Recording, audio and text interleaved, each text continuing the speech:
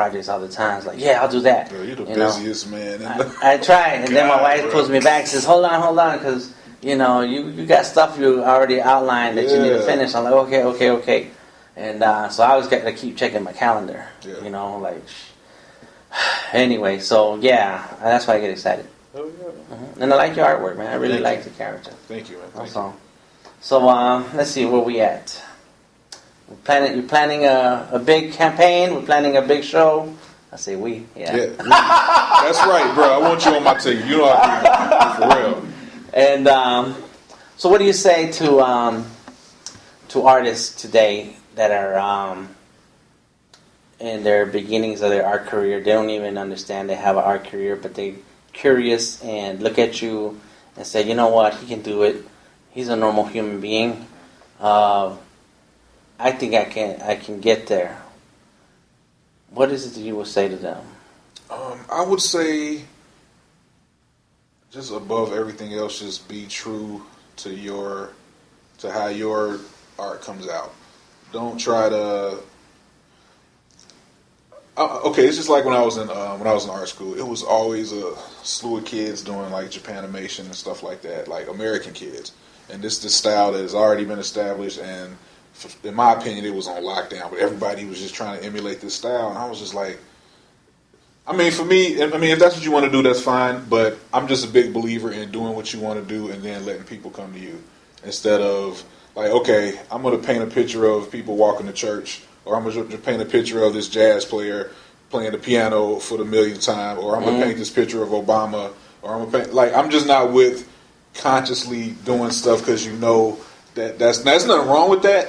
But if that's your only, like, I just think that's kind of lame in my personal opinion. I think I'm not gonna say that because some people, I know people that do that. That's their passion. That's what they like. That's what they like. Yeah, that's what they want to paint. Right. So I don't know, what would I say to these people, man? Like, okay. You said be yourself. Follow your passion. Yeah, follow your passion. Now, and I think in that vein is that part you're looking for is, be unique, be the individual about it. Be unique. Be as unique as you can. Yeah, because I feel you when you say that about the church scenes and the jazz and music.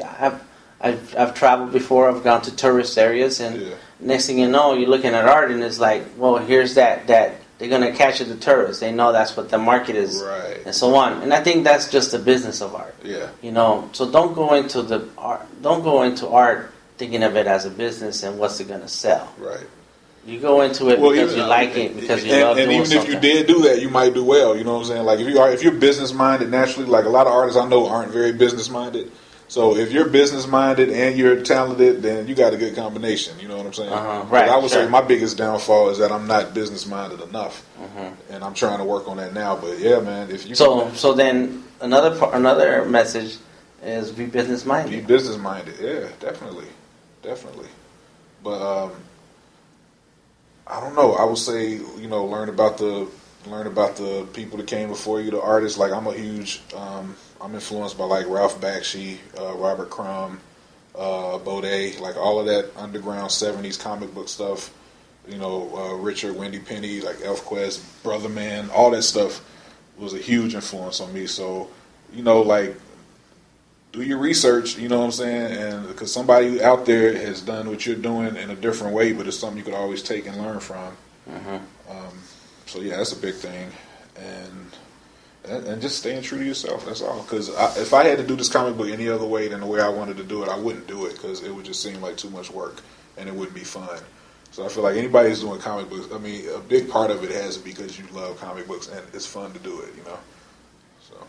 And I think the next level of comic books is to tell your story, because you're adding elements of your life, of your story, of things into this comic book. Not the vampire part, but the comic book, the tattoo part. Right. And you mentioned Brother Man, Dawood Anyabwile. Yeah. So his comic book has elements of his childhood, of his upbringing, what the lessons that he learned in becoming a man, and that's those two examples, you and him.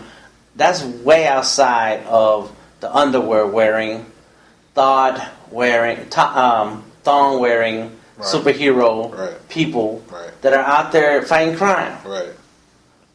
I'm tired of that. Yeah. I mean, maybe because I'm old and I'm 40 years old and, you know, I'm still excited of a beautiful body, but it's like, come on, not in every situation. And that's what we supposed to have. Right, and that's what I was saying about making your own thing and stop doing everything that everybody else is doing. Yeah. And especially now, comic books are so much more sophisticated now. Like, it doesn't have to be about that anymore. Mm-hmm. Like, a lot of comic books don't even have anything to do with superpowers. You know what I'm saying? They could be anything now. Yeah, exactly. Right. You know, so, they can just be a story just told in comic book form. Yeah, that's pretty right. Pretty much. Mm-hmm. So, you know.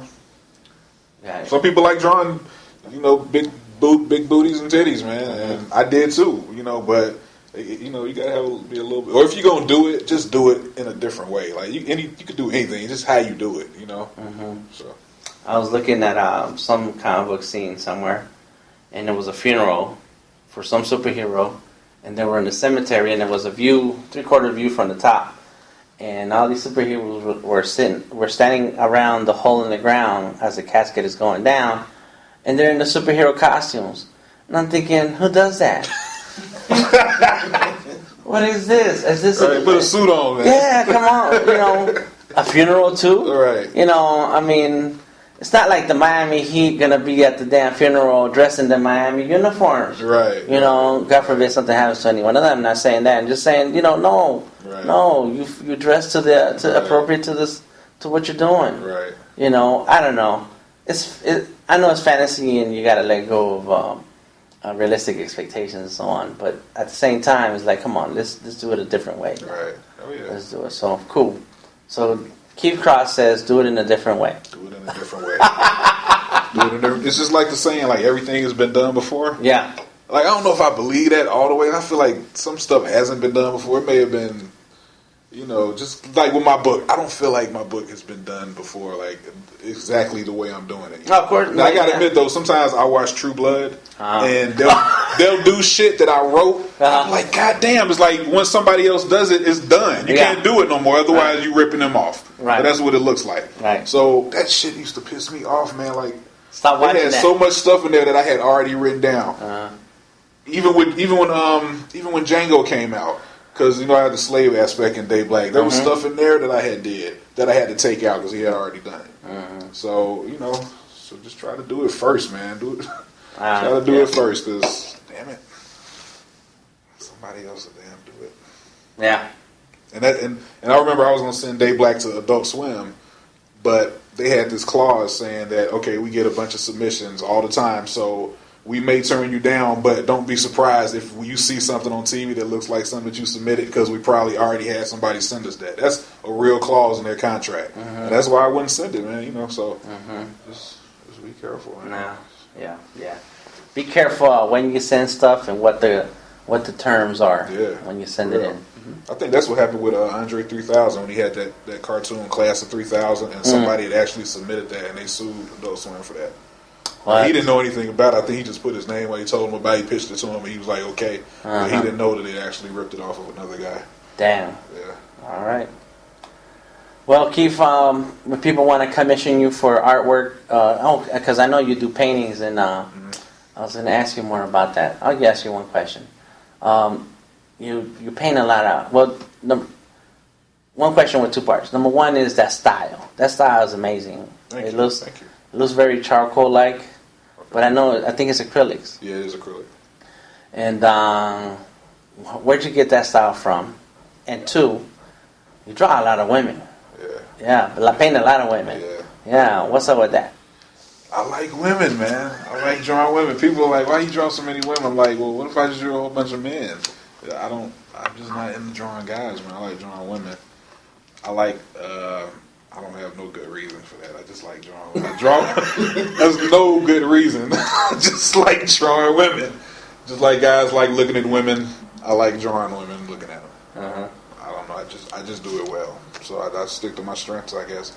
But another thing with my daughter, you know, and I sold all. I used to have a lot of sexual paintings, but I sold them all. I got rid of them like low because, you know, I'm just trying to be like, I always ask myself, what would Cliff Huxtable do? You know what I'm saying? Really? Like, Cliff Huxtable wouldn't have this lady hanging up in his house, you know, with his 15-year-old daughter walking around. So I'm just trying to be a good example, man. So I don't even draw women like that no more. Like They have clothes, kind of. They got clothes now. Bunch of tattoos. Yeah, a bunch of tattoos. So I try to tone it down a little bit. My daughter, she doesn't care. Like, she seems like it's like no big deal. She's been seeing me draw. I guess she's seen me do it at the times where I thought it didn't matter. She wasn't paying attention, and she really was. And I was like, it's in her brain. Yeah, so I'm like, God damn it. But, you know. And that style, where'd you get that style from?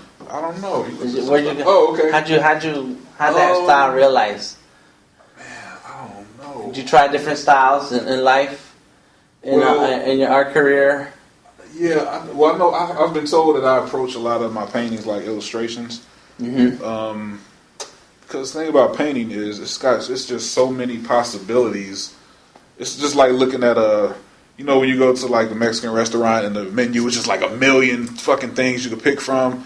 And for me, painting is like that. It's just like so many ways you can go, and if you do wrong, you could make or break it, and so many possibilities. So I just try to keep it as simple. I mean, sometimes I go crazy and I'll just experiment, but I don't know what that.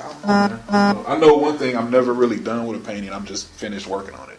Like, I'll just get to the point where I'm done working on it. I'm not ever finished with anything. Really? No, I've never been like, all right, I'm done. I'm just like, I can't work on it no more. You know, so it just gets to that point. It's like eating until you feel like you're full. Like, it's that point when I'm doing a paint. Like, if I feel like it's just, if I touch it one more time with my brush, the whole thing is just gonna burst. You know, so I just got to back up off of it. But as far as the style, I don't know, man. It's just how I do it. Wow. Very distinct. I like blacks. Mike Mignola from that did Hellboy. He's a huge influence on my the black and white, like the real graphic style.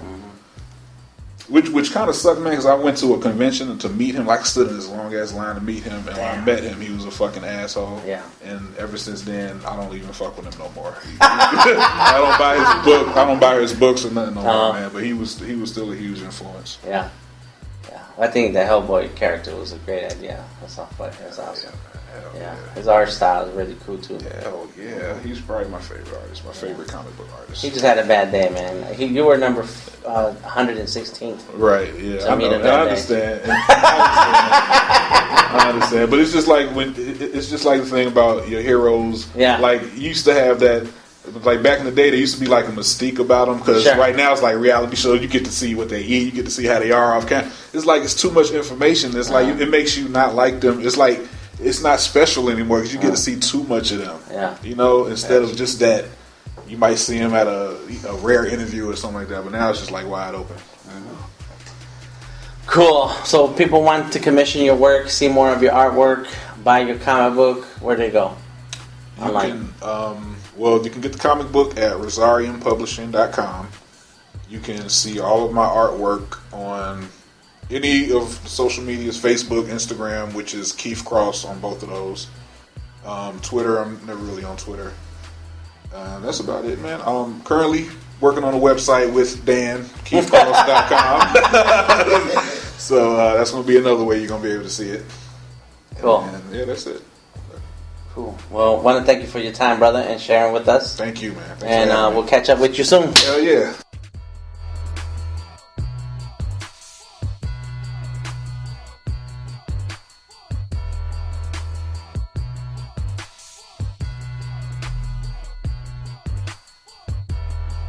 Thank you for listening to another Artist King podcast. We hope to see you this weekend, November 22nd, at the biggest art show of the year, The Way of the Artist, featuring a special screening of DayBlack, plus fine art, body painting, and tunes by Mr. E.